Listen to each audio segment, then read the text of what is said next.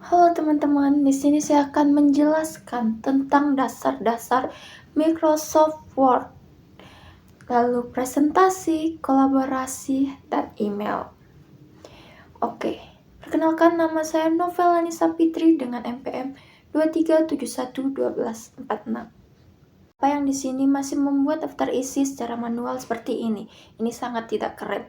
Jadi perlu membuat pekerjaan kita akan lama selesai ketika kita menggunakan cara seperti ini. Ini caranya. Setelah ditekan seperti ini, seleksi, lalu kemudian klik kanan, pilih paragraf, dan setelah itu pilih tab, kemudian pilih nanti tentukan batas titik-titiknya. Misalnya di sini batas 12, ketik sini 12, kemudian pilih yang ini boleh teman-teman. Step dan ketik 12 untuk nomor halamannya. Oke, share dan oke. Tinggal kita pencet pas tuh otomatis kan. Ketik seperti ini. Tuh otomatis. Dan seterusnya. Untuk membuat kolom yang keren, kita menggunakan cara seperti ini. Seleksi datanya, kemudian klik menu layout, pilih kolom, lalu kita pilih 2. Hasilnya seperti ini. Atau di bawah kita seleksi lagi, kita ubah menjadi 30. Kita seleksi seperti ini, kita pilih kolom, dan kita pilih yang ini. Buat kolom 3, dan di sini kita buat pemisahannya. Ketik garis ya, oke. Dan hasilnya akan seperti ini. Untuk menormalkan, tinggal seleksi semuanya, kemudian pilih layout, pilih kolom, dan kita pilih launch. Lancar presentasi biar kelihatan profesional. Yang pertama, persiapan materi presentasi dengan cermat. Pastikan Anda menguasai topik yang akan dibahas. Yang kedua, buat naskah atau catatan mendukung untuk membantu Anda menjalankan presentasi. Ketiga, pahami siapa audiens Anda. Keempat, bangun struktur presentasi yang logis seperti pengenalan, pengembangan, dan kesimpulan. Yang kelima, gunakan slot presentasi sederhana yang mendukung dengan poin-poin kunci yang jelas. Yang keenam, cobalah berlatih di depan cermin. Ketujuh, bicara di depan kelas dengan volume suara yang sesuai dengan ukuran ruangan. Yang kedelapan, gunakan bahasa tubuh yang mendukung pesan Anda.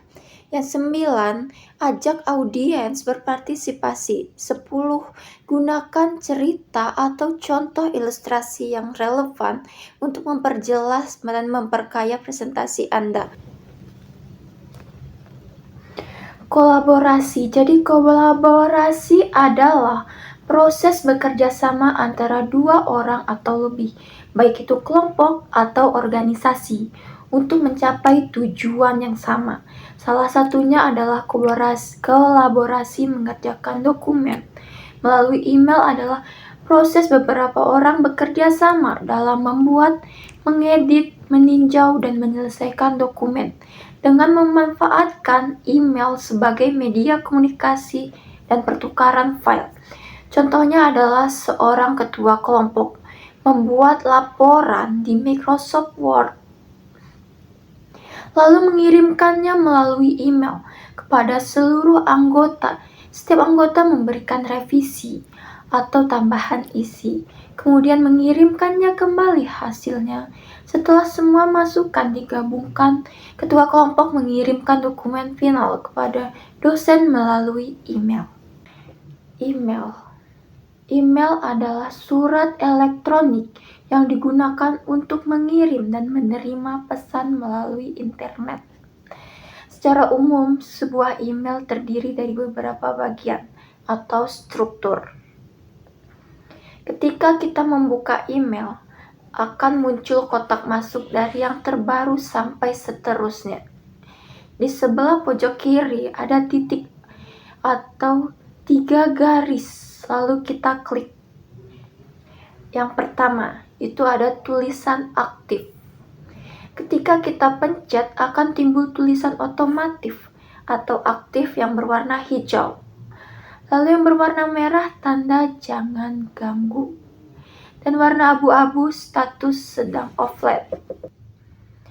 Lalu yang kedua itu ada tulisan kotak masuk untuk kita melihat email yang diterima.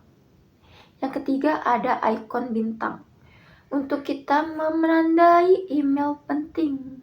Yang keempat terdapat tulisan terkirim. untuk kita melihat email kita yang sudah terkirim.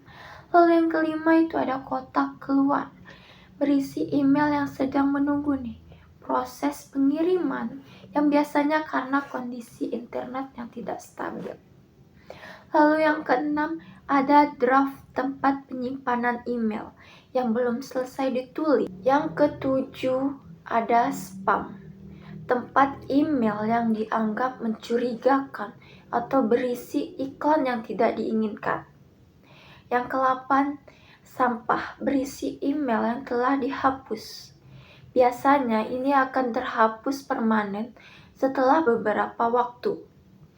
Lalu ketika kita kembali ke bagian tengah, ada beranda, yang dimana itu berisi jika ada orang yang mengirimi kita email atau pesan. Itulah tadi tips dan triks yang saya beritahu. Bye, sampai jumpa kembali.